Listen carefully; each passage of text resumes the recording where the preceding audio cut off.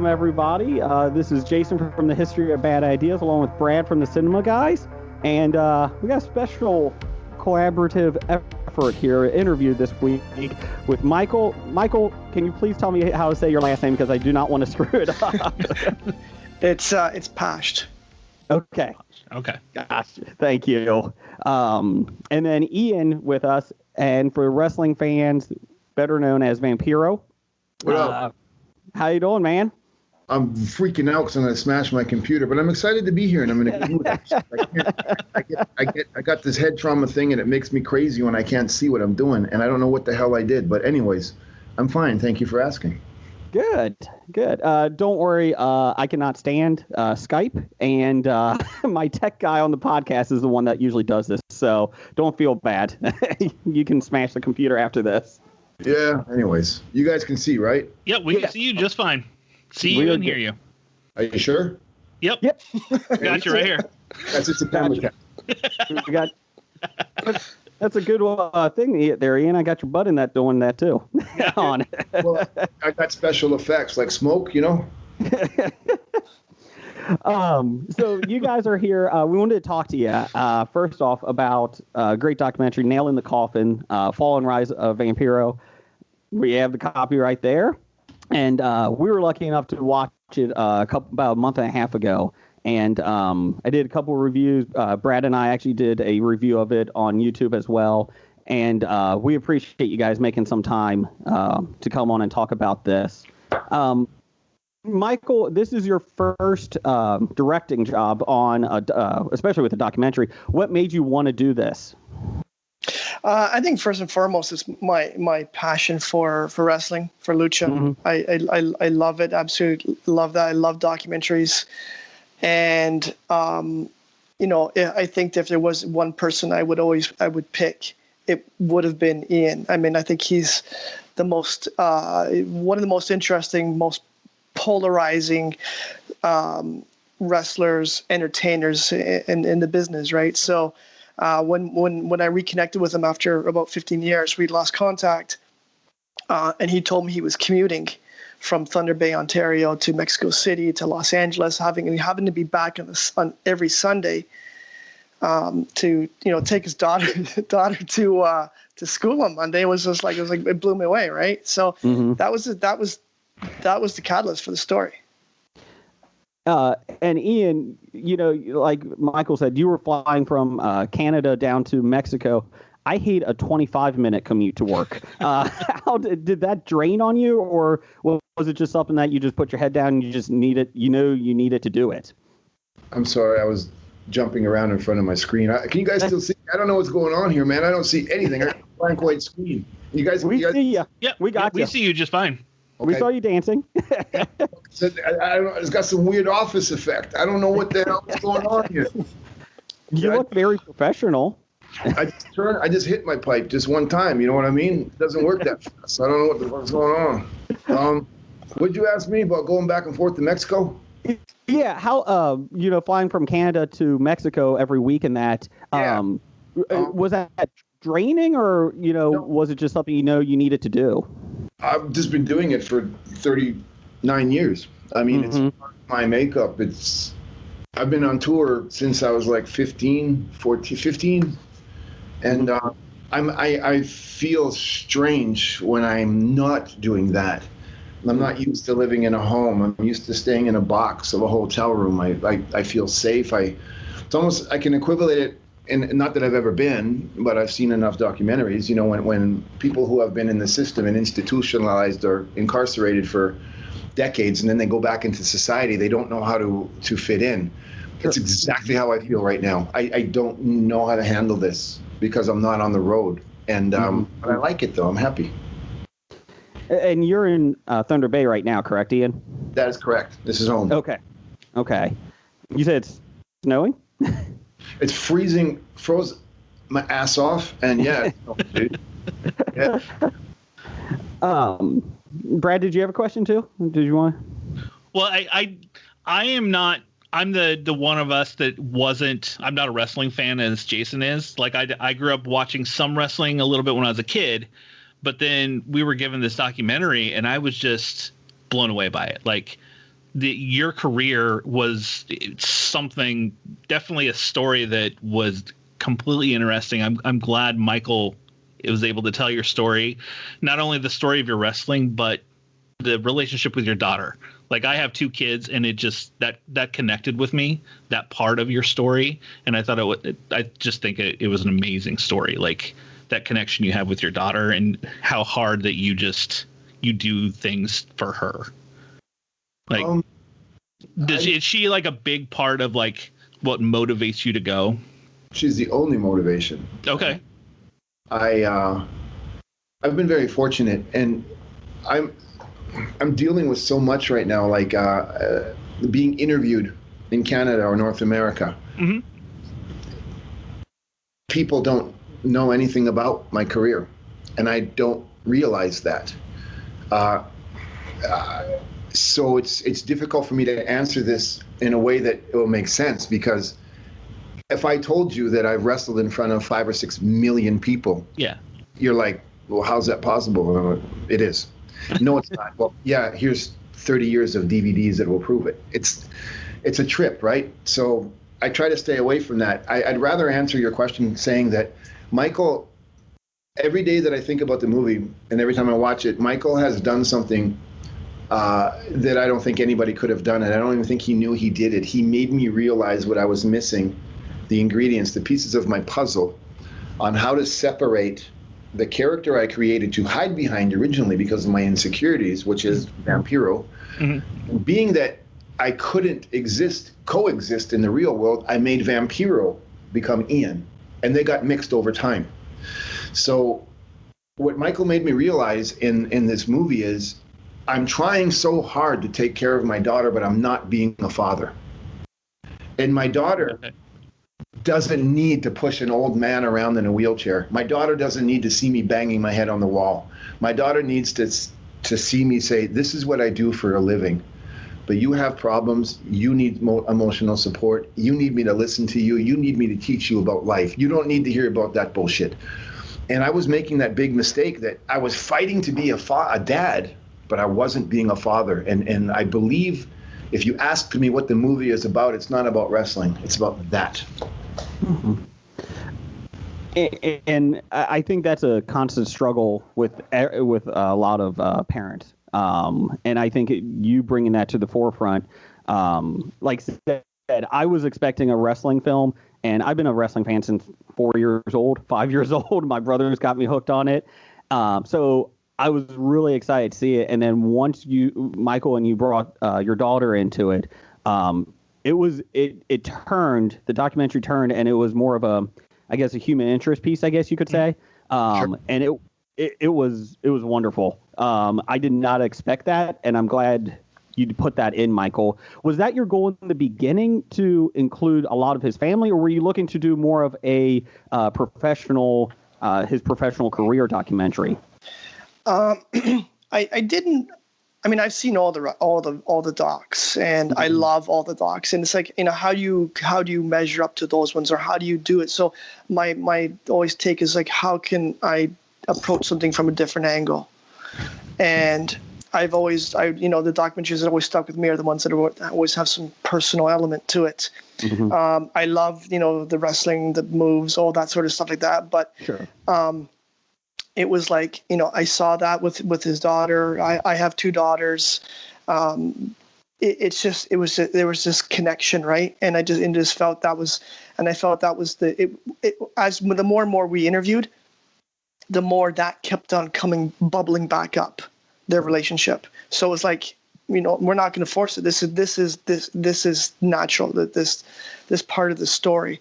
So let's just focus on that. And then the rest of the other stuff we can, we'll put in as we go along. Yeah, fill in.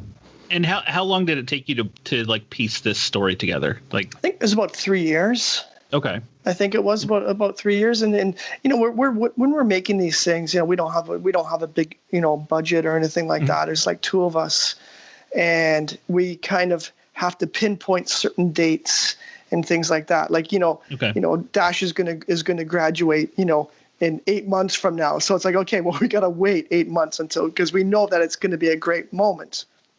for them. So we kind of, plotted it out, and sort of, Triple Mania was when we first started talking. I think Triple Mania 25 was almost a year away, and it was the company's biggest event. So it's like, okay, well, let's just do our interviews, and we'll get there when we get there. So that was why it took us so long, in terms of the 3 years to put it all together. Ian, did your daughter have any reservations about being on film or having her life in a documentary with you?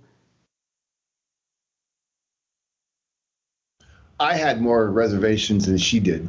I left that up to Michael to talk to her. I spoke with her, but I said I thought it was more responsible to let her respond for herself. And then if I saw that it was not, if I wasn't feeling it, I would have stepped in. But I was real clear with Michael from the beginning. Don't ask me. This is your movie. I'll ruin it if you ask my opinion. I'll overthink it. Just turn the camera on and come with me, and I'll give you gold. But don't ask me anything, because I'll ruin it. And that's kind of what happened. So he I don't know what conversation he had with my daughter, but it evidently worked. So. And I think part of the biggest thing with the documentary is, as a wrestling fan, I love the behind the scenes stuff. Like Michael said, there's a lot of documentaries like that, and this is different with everything with the families and that, and relationships, I think, is the biggest thing in this documentary. Ian, one of my favorite moments is you and Matt Striker, who I think is one of the most underappreciated announcers in wrestling. I love Matt Striker. And can you talk a little bit about why you and him just get along on air with the announcing and that? I met Matt in MLW, Major League Wrestling. I don't even remember the year. I think I was still married, so it was over 20 years ago. And then I hadn't seen him since. And I was really, really, really, really sick when I met him. I was in full-blown die any day type thing. Sure. I think we got along very well because spiritually we're connected. We have a lot of the same philosophies. And there's no competition between us. In the wrestling industry, even your best friend is your worst enemy. But there was just, I have such a persona that precedes me. For the urban legend has its own thing, right? I caused a lot of my drama, but it's so powerful. So when he came, it was like everybody in the dressing room was petrified as to when this time bomb is going to go off. But Matt embraced me, and I was like, dude, I'm not that guy. And he goes, I know. And I said, are you sure? I said, listen, man, I don't know what I'm doing. I've never done this. This is who I am, and this is what I do. I'm a great rhythm guitar player in a band. I don't want to be the lead guitar player. I have no interest in doing that. Just turn up the volume and let me make noise. And that's how we kind of set it up. And I was like, dude, you be you. You're going to get more out of me supporting you if you just let me not pay attention, and I'll chime in when I have to. But my role on that show was, if you watch the show, I was never sitting at the desk for more than a minute at a time. I was running in the crowd. I was jumping up and down. And I thought, no one's ever done that before in wrestling. And Vampiro became famous because of his energy, not because of his talent. It was just the show that he did within the show. So I thought, how can I contribute to this guy who's the best at what he does, but still fit in? And I thought, just put no rules on it, no limits, and just go off. And when you're sitting down, say something. When you're not, do your thing. And it kind of evolved from that. And we just became this unbreakable team. Yeah, that's what happened. I was very happy to see Matt Striker in there because, like I said, I love that he puts so much facts and history into his play calling. And so many moons ago, real quick, I went to WrestleMania in Houston, and they have that access, the WWE access, and you can do a play call with an announcer. And Matt Striker was actually my guy that I got to sit next to and announce a 3-minute match with. And the whole time. I was nervous as hell, but I got in there and he was just awesome. He patted me on the back. You're going to be fine. It's just fun. Let's go. And I still have the DVD of it, the CD of it. I'm and glad. it's just funny because He probably said, "Hi, my name is," and thank you very much, because he doesn't shut up, that motherfucker.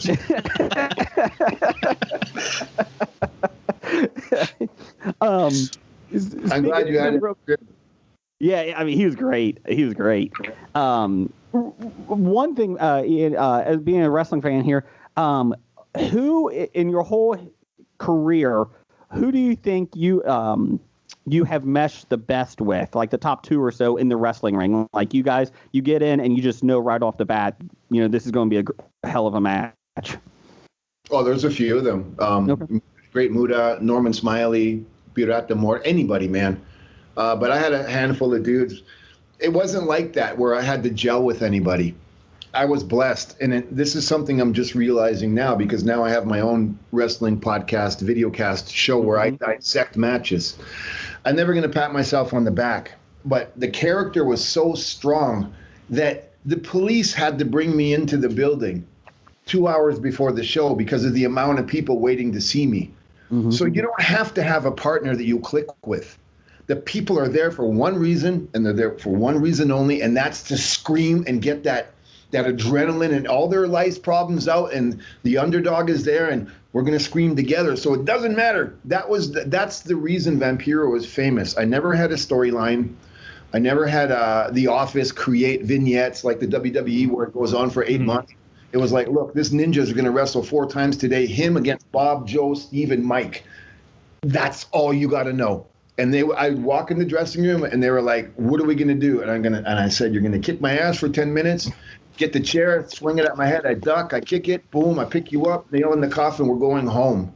And that was my career, because the people were so please, please, please, please, and they hit me, and it's like we need a victory. I lost my job, I suck at school, my boyfriend left me, and when Vampiro did it, that was it. So it didn't matter who you were. Mm-hmm. This character was not me. This character was created by the people for the moment. And that is so rare. And that's why I never went to WWE or WCW or anywhere else. I was made in Mexico. I was made for Mexican wrestling fans, and I stayed there loyally, and and that's just the way it is. So that's my career in a nutshell. It's that sativa hybrid. It gets me focused. Michael, were you surprised by the access you were able to get? Hold on. I'm taking over your shit. Michael, is that accurate? Yeah, of course. It's 100%. Okay, you guys can go on.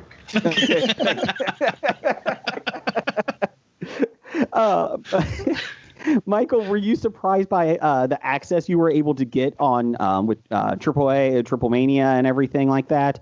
Or was there any big surprises you saw back, like on what you were able to film?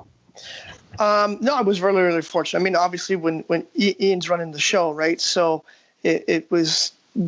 He gave us the access to that. Of course, Dorian Rodan, gave us his blessing for us. And we were really, really fortunate. I think we were the first documentary crew allowed behind the scenes in a Mexican major event like that. So it was really cool. He was really cool. He said, you guys have the run of the whole building. Film in everything you want. The only thing I ask for is just don't get the guys when their masks are off in their private moments. And I'm like, yeah, 100%. That makes for sure. But everything else was fair game. And it was really, really wild when we got dropped into Triple Mania 25. It was absolutely insane, with everybody there, and I kind of fashioned it to organize chaos. It was just wild. It was intimidating. And as a fan, I was like, it's like a kid in a candy store, right? Seeing everything, seeing all famous people and all this energy. It was incredible. And you could lose sight of all that when you're filming, because it's just, everything is happening everywhere. And for us, it was just, our focus was, okay, you know what? Let's just stick with Ian. And wherever Ian goes, because he's sniffing out the drama. So we'll just follow him, and drama will follow us. So it was great. speaking of drama, can you explain? And I missed what the issue was, or with Jeff Jarrett after Triple Mania. Like Ian's basically dragging him to the ring to get him out of there because he's just talking. But afterwards, what was the drama with him and the other wrestlers back there? If you can go into it. Yeah, I can. The reality is when you see somebody falling into a hole with mental health issues, addiction issues, and you watch that and you're sick yourself, and you can distinguish that this person is ruining his career by picking fights, by coming to an event of that magnitude, battling addiction issues, and those overfold into that scenario. So you bring that drama in your sickness, people see it. When you're at that level and it's no longer a hidden thing, that's the danger zone. That's when somebody dies. So I've known Jeff pretty much my whole career, and it's been up and down with him, between him and I. But on a personal level, we're great friends. As business people, we don't really get along. We don't see eye to eye. But as friends, and I was the first one who called him when he went into therapy and into rehabilitation. When I saw that, I was so angry, but I couldn't say why I was angry. I was angry not because he was being a fool at the show, because he's not the only one. I've been in wrestling for almost 4 decades, and I've seen stabbings in the dressing room. I've seen shootings. I've seen beatings. I've seen shootouts in the crowd. There's nothing that's going to surprise me, and I don't like to focus on that stuff. But let's be real, okay? Ain't no bullshit. This isn't ballet. These are bad motherfuckers. These are guys who come from dysfunctional lifestyles, and they're either messed up when they get in there, and this is the only place where they can exist, and they have access to money every day to feed those addictions. So when you grow up around that, Jeff Jarrett's been in this since his grandmother, then his father, then him. So he's got that in his DNA. So when you put a guy like that who's having those issues, and nobody around him says, we need to get you help, and you let that go into a production of that size that's live, and you're not even concerned about his life. It pissed me off that how can you dump this on my lap, not Jeff, not AAA, life, right now, when this guy is about to die. He can have an OD tonight. He can kill himself. He can do something. And the only thing people were really focused on is Jeff Jarrett's drunk backstage. No, motherfucker. This guy's about to die. If you don't help him now, it's over. And that's what bothered me. That's what made me so angry, that there was another human being, and the only thing that people worried about was money. It pissed me off. I was watching the film, and I kept counting down, like, looking at my watch, like, he's got to get out there. Like, is he going to get out there? And you dragging him out there was nerve-wracking on my end, just watching it. Like, get him out there. And I understand why. But, yeah, I mean, it was a little intense, like I said. And I was just trying to figure out exactly what was happening then when he came back from the backstage, or into the backstage area. Well, what happened was he was full-blown gone. Addictions, the substances, whatever it was he had ingested, be it alcohol or something else, that is the results of abuse. And he picked a fight with everybody. He embarrassed everybody. But he didn't do it. He was a lost individual, and those are the effects of drugs and alcohol. So what happened was it just got out of control, and it escalated. And you got a lot of guys with steroids. There's a lot of guys all drugged up, and they're you got 30,000 people out there, and you're going to go fight. You're just in that vibe. So you got all the demons are in that. What a pro wrestler has to go through, his personal rituals to get in the ring are voodoo-like. You knock on Lucifer's door to be able. Your pressure. You call your wife. You call your daughter. You call your son. You look outside. You do your push-ups. You pray. You go to the. It's a fucking trip. And how do you? And you're like this, because then you got to remember an hour-long match, and fuck, alcohol, pills. So you become a bomb. And if you got 40 dudes that are like that, one wrong blink, one wrong breath, it's gunpowder, and you throw a match on it, and you're fucked. So I'm like, Jeff, you're that match, and that's the powder keg. If I let you go in there and shoot your mouth off and do Mexico and Gringo and all this bullshit, someone's going to kill you in the dressing room, and I don't want that on my watch. That's what happened. Okay. Wow. What's up, big Kevin Cross? Kevin Cross don't fuck around. Kevin Cross is an amateur wrestler, and he plays around with MMA. He's a street kid, and he's, that's not whey protein that he's injecting in himself. You know what I'm saying? And he's on fire, and he's trying to make a living, so he's on edge. And then you embarrass him like that? What the fuck do you think's gonna happen? Yeah. Come on, man. It's a tough position for me to be in. Sure. That should have made Henry, huh? I'm loving this. Like, I'm sure you could probably talk for hours and hours and hours of the stories that you have. For 7 okay. Brad, did you have a question with Michael about his films? I know you were excited about one, right? Well, there was one film that you did back in your early career, correct?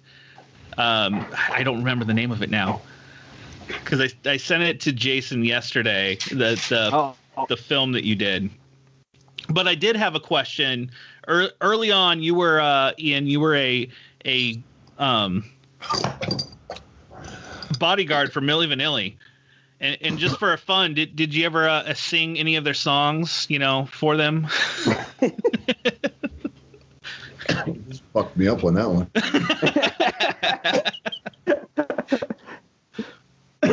No. I played bass in a few shows. Okay. But it was too crazy. It was too many girls. It was too dangerous. I had to do my job. I had to do my job.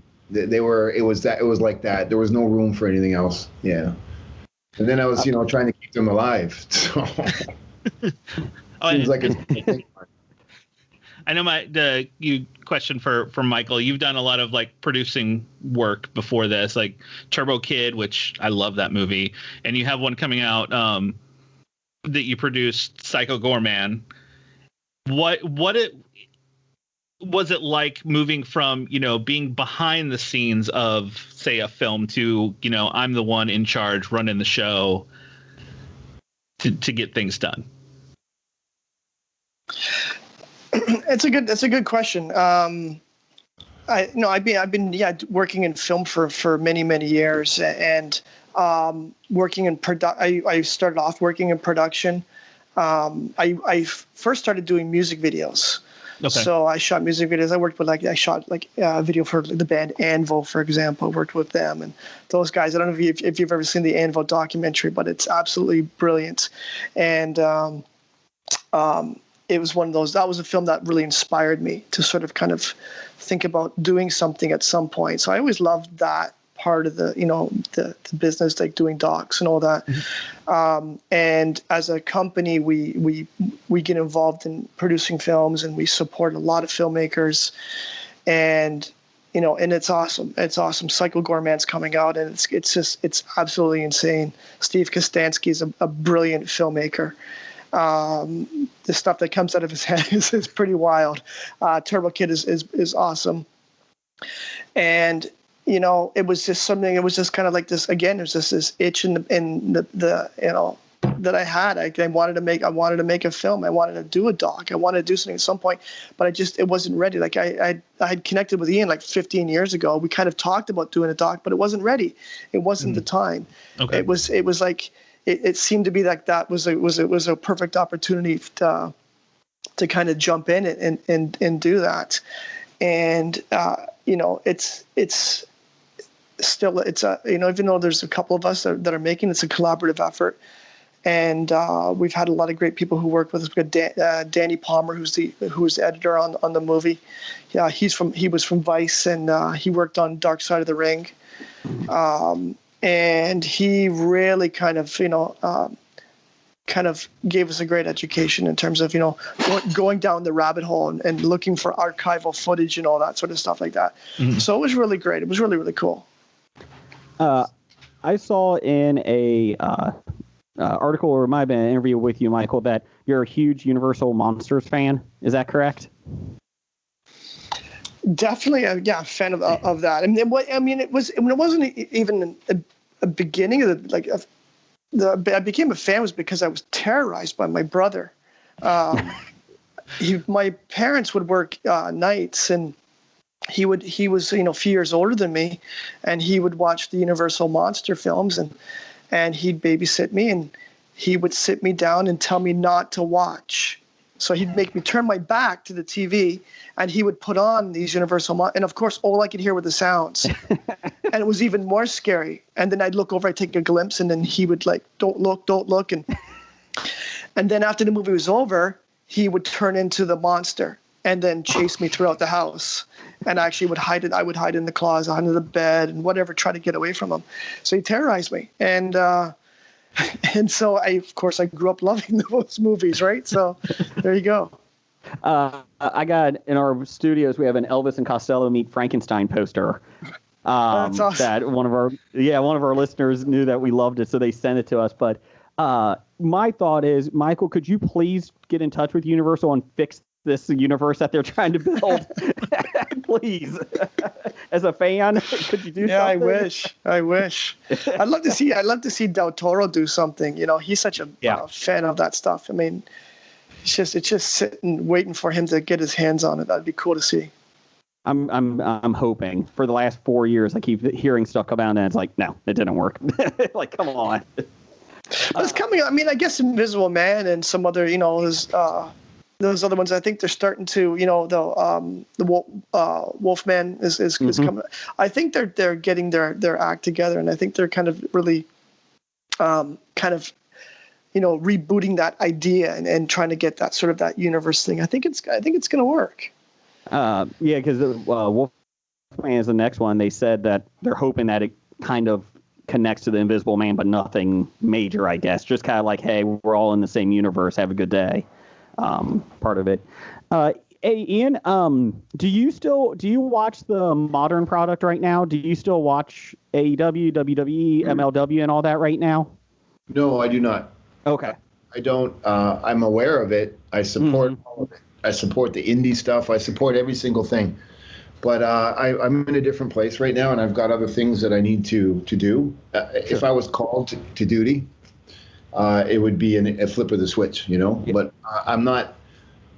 After producing Lucha Underground and after being involved where I was, and now that the wrestling is without a live audience, it's a rehearsal. I know the storylines. The first time you step in the ring, I know exactly I know that this will be done in about 3 weeks. This one sucks. That one's going to go about a year. No. I watch old wrestling.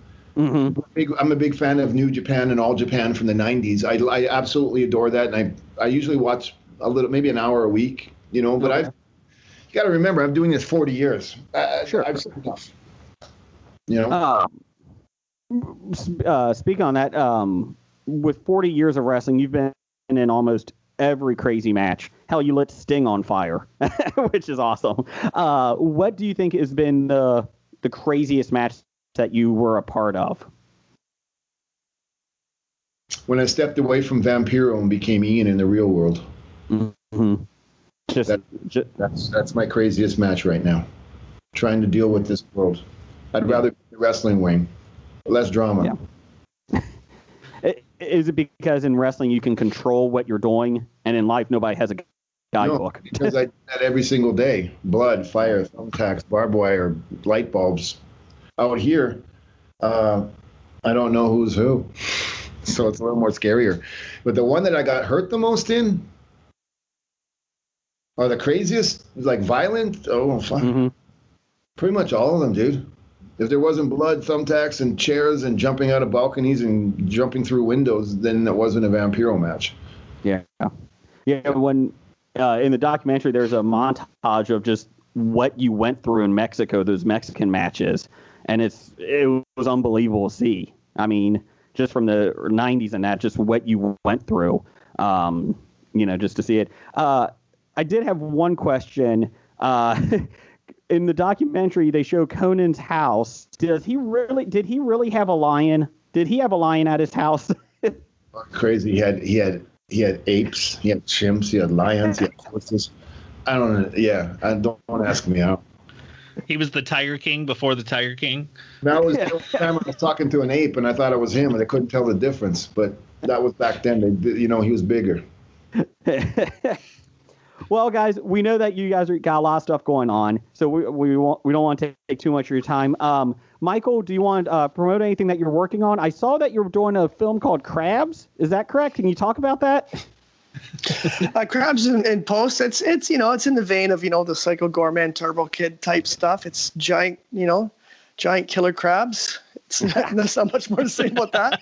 It's but it's fun. It's fun. It's a fun film, and we got Psycho Gorman coming out in the new year, so we're excited about that as well. When does Psycho Gorman come out? That's one I'm like truly excited to see. I'm a big horror fan, so I forget the actual date. I think it's February, I believe it is. Okay. I'm definitely looking for that one because I know it's supposed to come out this year, but obviously a lot of things were supposed to come out this year and didn't. And then Ian, you're doing podcast, and you pretty much have your hands in everything right now. Can you want to promote a couple of those things? Actually, no. Okay. I don't, and here's why. And I'm going to get in trouble for this, but I don't care. I'd rather promote you. It means more to me that you're doing this. It means more to me that you're influencing young kids who want to follow their dreams and do this. You're influencing me to be better at what I do. So I'm not going to come on your show that you're making me sound like a king and promote my stuff. I want to say thank you, and I want to promote you. So I'm really old school punk rock. I appreciate it. Vampiro is my Facebook. It's got a blue check mark. You go there, you'll see my world. That's enough. But you guys, if anybody's out there watching Michael or you two, and you're getting into film, you're getting into arts, you're trying to start a broadcasting career, thank God there are platforms like this and there are people like Michael, because kissing the ass of any studio on the planet, the only thing you're going to do is get heartache, anxiety, and you're going to lose your desire to follow your dreams. Watch things like this that are organized and friendly and safe. It's nothing but light and love here, and I wish more people can see the three of you and use you as an example to follow their own path. I appreciate that. Thank you very much. Thank you. Thank you. Guys, thank you. We appreciate your time. And anytime you guys want to talk, I could talk wrestling for hours. So I have a whole list, and if you ever want to come back on, guys, I would love to talk wrestling with you guys. You got a whole list of what? Wrestling questions. Ask three, dude. You didn't ask any, man. Come on, dude. Talking about wrestling, and then we're saying goodbye, and you tell me you got a whole list. That's bullshit. Ask 3 questions. Hurry up. Okay, so you were in WCW. Who was your favorite? Who was your favorite person in WCW? The one that handed me my paycheck. Well done. Okay, so who was the most difficult person to wrestle against? My ego. I'm sorry, who? My ego. I like it. And if you could have one last match, nothing hurts, nothing. You can go in the ring. Who would you have it with? Jennifer Aniston. I'll see if we can get that for you. I'm trying, man, but it's just not happening. I'm trying. I appreciate it, guys. You have a good day, and awesome. Check out Nail in the Coffin, Fall and Rise of Vampiro. It's on Epic Pictures. You can get it, and pretty much look for it on our Facebook page, and YouTube will have links to it. So thank you, guys. You have a good day, and stay safe. Thank you very much, awesome. guys. Bye. Thank you. Bye-bye.